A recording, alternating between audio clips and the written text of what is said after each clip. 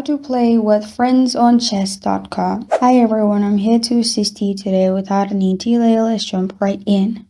First, make sure you've already downloaded chess.com. It will lead you to this page in here. After you open it, press on play at the bottom. After you press on play at the bottom in here, you'll find all these options pop up. Click on play a friend. After you click on play a friend, then click on Send Challenge Link.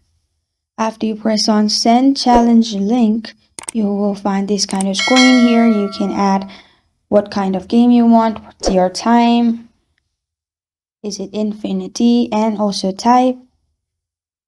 After you select everything, press on Create Link at the bottom. And now you'll find link. You can press on Copy and send it to people, or simply press on share in here. After you press on share in here, it will lead you to this page. Here you can scroll through the apps and directly send through any app. And this is how to play with friends on chess.com. Thank you for joining me today. If this video helps you out, please leave a like and subscribe for more. Got a question or want to suggest a topic? Comment below. Thank you for watching.